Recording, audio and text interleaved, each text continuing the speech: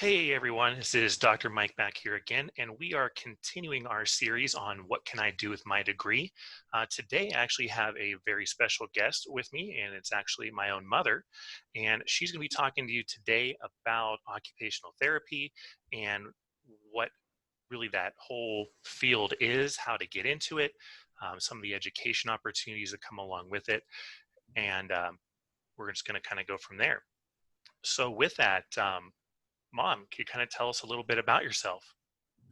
Hi guys, I'm Kathy Swoboda. I am Michael's mother, and he's been a lot of fun and a lot of challenges throughout life.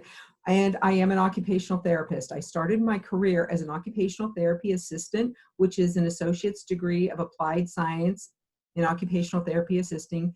And the thing about that degree is it gives you some really nice hands-on experience about patient care. You see, occupational therapy is an amazing field. Every day is different. And the thing that's so wonderful about it, you might have a passion to work in pediatrics and you get there and you're like, I don't know. I really want to work with adults, or I want to do driver's rehab or something. Guess what? You don't need to get another degree. You simply change jobs. You might need to get some continuing ed courses to enhance your education knowledge, but occupational therapy is the field of helping others. And what we do is we evaluate the individual to see what their needs and what their desires are. And then from there, we look at preparatory activities, which much like your exercise physiology courses, what are the preparatory activities that need to be done? What are the exercises that need to be done to enhance the human body so that they can complete the tasks? And then if they can't follow through with enhancing the body to complete tasks, then we look at adapting adaptive equipment, adaptive environments, so that the individual can be as independent as possible. And I want to give you a real brief explanation of this. I had a patient who had a diagnosis of MS, and he had transferred from his home to a skilled nursing facility where he was going to be long-term care. And I went in, I'm like, hey, I'm Kathy, I'm the OT, I'm supposed to do your evaluation today. And he goes, oh my God. He says, yeah, I know, you want me to dress myself. And I'm like, well, yeah, that's one of the things that OT does. And he said, you know what? I can do that. It'll take me 3 hours. I'll be exhausted. And then I have to sleep the rest of the day. What's the point? And so I looked at the guy and I said, what is it that you want to do? And he started to cry. And I gave him a minute, patted his shoulder, and he says, look, honey, I've been married to my wife for 42 years. I just want to be with my wife. She can't drive at night. If you make me get dressed, I got to sleep all day. And then she can't come up and see me. I just want to have lunch with my wife. And then he started to cry more. And I said, we could fix it. He goes, you should see, I eat like a pig. I drop everything. I spill everything. He said, I'm done. And I said, no, Jim, listen. Let's look at what occupational therapy can do for you. We have adaptive equipment. I can give you a two-handled mug with a lid on it. So even if you dropped it, it wouldn't spill.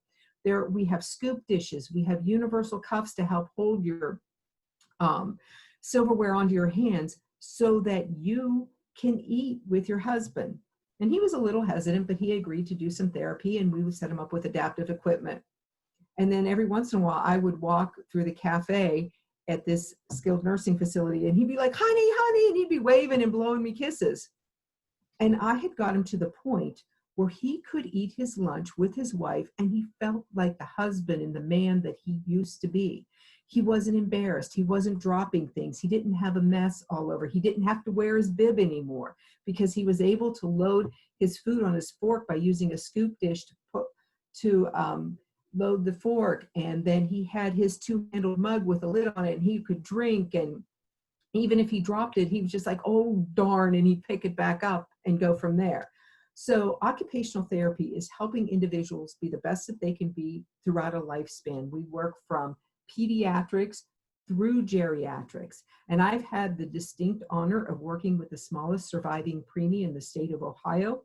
Back in the day, and Mom has always given me permission to use Lily's name. She came in at 1 pound, 3 ounces, and there was nothing but death expected for Lily, and Lily lived. And the first encounter with Lily, the Dr.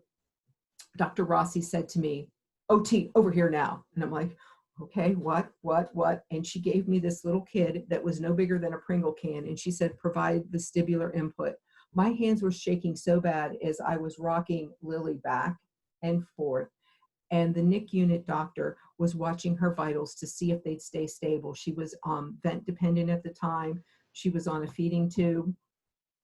And then 2 years later, I was working in an outpatient facility, and in came a little girl. Her name was Lily. And I'm like, she's a preemie. I saw the chart and I'm like, no, it can't be my Lily. And she was being weaned from her feeding tube. And we needed to transition her to feeding and find motor skills for self-feeding. And in came my Lily, and found out that she had some sensory problems because she had no stimulation to her mouth because of the feeding tube. And they were worried about aspiration and all of that. She couldn't even have a pacifier. You touch her lips and she gagged. If you put food near her mouth, she puked. And so I can't tell you how many things I kissed during therapy sessions, because we would kiss the cupcake. We're not eating it, we would just kiss it. And the magic of it all, eventually she licked it and swallowed and she didn't gag. And then she started to take bites. And being the bad therapist that I am, I did give her a sip of Pepsi just because it's my favorite addiction. And Lily, at 2 years, got a little drink of Pepsi, down the hatch it went, and she was healed. Well, that is So, awesome to hear. I mean, definitely things like that just really speak volumes with what you're able to do in the field here. Now, mhm. with that kind of in mind, what kind of person or what kind of personality you think would really fit in with being an OT? Well, basically all personalities fit in. We call it therapeutic use of self, and you have to meet the individual and then adapt to their behaviors. And I always remember that at 5 o'clock, I'm walking out the door. I'm not staying here full time. So I've been told I'm ugly. I've been told I'm fat. I've been told, who would marry you? And you know what? You just take it with a grain of salt and you laugh and you smile, because at the end of the day, it's about helping that individual, that soul that's been put before you, that's broken. So you have to have a good therapeutic use of self. And I'll tell you what, if it wasn't for HIPAA, I would be a millionaire, because I would be the best comedian ever. The story after story after story I could tell, but HIPAA prohibits that. So I can't do that. But you have to be kind, you have to be concerned. And then there's a creative part that comes out, because you think about this. I have to do therapeutic exercise for someone, and I hate to be crude with you guys, but we do activities of daily living. So someone that can't efficiently wipe themselves. So everybody wants to do bicep curls. Sorry guys, in exercise, I hate them. If you can get your hand to your mouth, you don't need a bicep curl. But let's look at shoulder extension. Let's look at triceps, sit to stand. Let's look at external rotation, internal rotation of the shoulder cavity, because I've got to put my arm in extension. I have to externally rotate. I have to supinate to get behind me. So what kind of therapeutic exercises can you make up not to inhibit somebody's progress and not to embarrass them? I can't say, hey, Dr. Mike, you see those underwear? There's a big brown streak. That's not good. You know what? You're going to have all kinds of, I can't do that.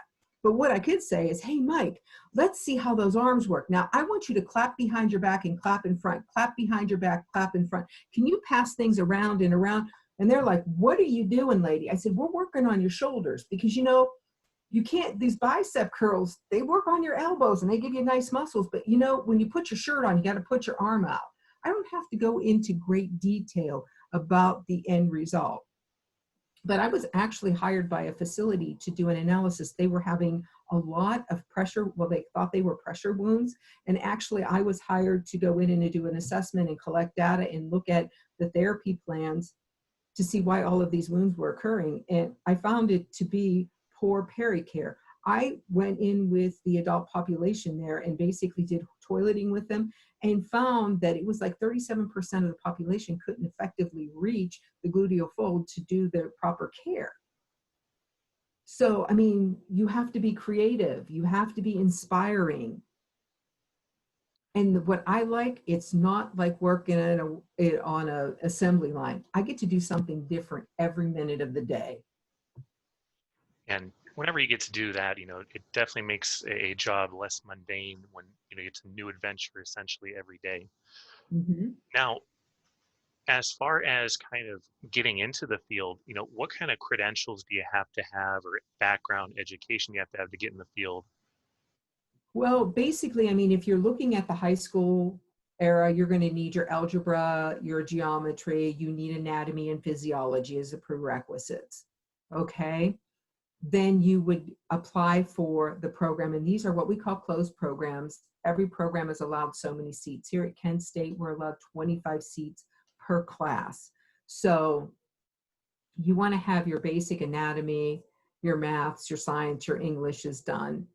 And then for the associates level, you would apply and you would get seated. And then it's a 2-year program, and we do go straight through the summers. And do you have to have the associates to go on to a bachelor's or master's level program? It's variable. There are what are called bridge programs. Like I was an occupational therapy assistant. I had my associates of applied science, and as an occupational therapy assistant, or they call them CODAs, I was allowed to treat under the direction of a registered occupational therapist. As I entered the field, I wanted to do more. I wanted to be able to do the evaluations. I wanted to have greater knowledge. So then I went and applied to a bridge program at Penn State University where I had to have my associates in occupational therapy assistant. And then I went on to a bachelor's program.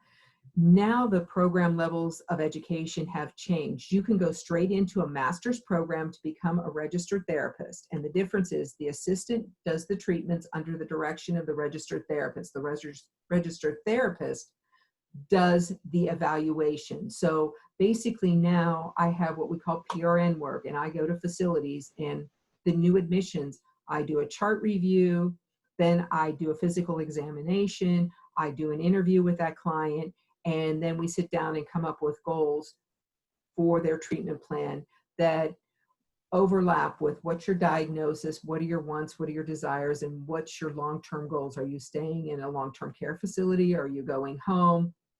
And I make up a treatment plan. Great. Yeah, it's definitely good to know that you don't, or you're not really wasting your bachelor's degree by getting that right now. No, mm-mm. All right. No, and some of the master's programs now, they, I mean, really look at like your bachelor's, exercise, psych. Those are the types of things they want to see. Yeah, that's definitely great advice here to see for, our, fitness and wellness students here. Now, last couple of things, I wanted to kind of just get your insight or kind of your background on why you wanted to go into healthcare to begin with. Okay. Well, my initial career was in banking. I was a branch manager for a local savings and loan. And then when I decided to have children, I stayed home. I was a stay-at-home mom initially with the kids. My middle son, Michael's brother, our middle son, was diagnosed with an orphan disease, a mitochondrial disorder that was terminal. It is called MELOS, mitochondrial encephalopathy with lactic acidosis and stroke. And unfortunately, we found out he had the disease during his first stroke at the age of 6. We were referred to genetics, we were diagnosed, and the first thing that they did was they sent us to an occupational therapist to help restore our son's health. And I took our son to the therapist weekly, faithfully. Linda Ankerman is my mentor, and I cannot tell you the passion and the love I have for this woman in a very platonic way. And she watched me work through this disease with my son. And one day she said to me, "You need to go to school. You would be such a good therapist." And I'm like, "He's dying. How can I go to school?" And she said, "You know what, Kathy, you would be the best at this. You really need to do this." I went home and told my husband, and I thought my husband would say, "You can't do that. What are we going to do?" He said, "That would be great. You could help us more with Joey. That would be wonderful. I think you should do that." And I figured, so I decided, okay, I'll go out on a limb and I'll just apply to the program. I never thought that I would get accepted. Not that my grades weren't good or anything, but I just didn't think. And lo and behold, the letter comes that I'm accepted to the program. And for the next 2 years, I went to Kent State, where I am now the program director, and got my associate's degree. And it was amazing because Joey was healthy while I was in school, and every break I had, it seemed like he got sick and was in the hospital. So I spent all the breaks in the hospitals. He was there for my graduation. It was wonderful. And so that's how I decided to become an occupational therapy assistant. Fast forwarding the tape, after Joey passed away, Linda Ankerman, his occupational therapist and my mentor, hired me. She called me. Joe had died in March, and she called me the middle of summer and says, you need to come to work. And I'm like, oh, I don't know. Well, she says, wait till the kids go to school and then you're going to work for me. So I started working for my mentor. And one day, because I would be late because I had to walk Michael to the bus and sometimes to school, I would be late for work. So I was late and everybody was there laughing. And they said, your punishment is you're treating Marge today. I'm like, okay, what's Marge? Well, she's a new hip. I can do a hip, I'm fine. They all are laughing like dogs. And I'm like, is she mean? What's going on? So they tell me she's a professor at Penn State University and an occupational therapist, and she is the program director. I went, no, I'm not going in that room. I'm the newest therapist. No, I'm not doing it. So I went in, knocked on the door, and I said, Marge, hi, I'm Kathy. I'm going to be your coda today. And I go, let me tell you something. I know who you are. I am scared to death. She said, sit down, let's talk. 3 hours later, I come out of the room and I had filled out an application on her laptop to go to OTR school. And now I had to come home and tell my husband, hey, honey, guess what I'm going to do on the weekends for the next 2 years? I'm going to go to Penn State Monalto. It's 6 hours away. And I'm going to go get my OTR degree. And I thought he would say, oh, no, you're not. And he's like, that's great. I'm thinking, oh, what's wrong with my husband? He supported that decision, and off to school I went. Before I graduated, I was called back to Kent State to see if I would teach their kinesiology course. And I couldn't say yes fast enough. So I started as adjunct at Kent in 2005. And I've worked in the field in many, many areas, from pediatrics to geriatrics. And then I finally in 2008, I became their full-time faculty. And then 3 years ago, I became the program director. So here I am. Yeah, it's definitely, I can speak from experience, it's been quite a journey. It has been. All right. And then last thing here, could you just pass along any advice or any words of wisdom you would have for any of our undergrads that would be either considering a career in OT, or even if they didn't consider it, why they maybe should? Well, really, working in OT, like I said, every day is different. You get to work with populations throughout a lifespan, and there's areas that you can specialize in: pediatrics, geriatrics. Believe it or not, driver's rehab. I'd never get in a car with a stroke patient, but you can. There's sensory. There's so many things. There's feeding. There's pet-assisted therapies. There's so many things that you can do. You can work in home care settings like home health. You can work in outpatient settings. You can work in skilled hospitals. You can work in nursing homes. The sky's the limit. And if you have the desire to help other people, this is the job to be in, because there's so much you can do, from little things to big things, just making that difference in somebody's life. And I could tell you funny things. I was out the mall once and some guy come up and put both of his arms around me, and I just nailed the guy. And here it was one of my old patients. He goes, I saw you. I just had to hug you. Thank you. Thank you. I'm like, could you have said, hi, Kathy? But he was so excited to see me. And, I didn't think about it. I mean, he was gone from my life. And all of a sudden, there's somebody that's so appreciative of what you've done.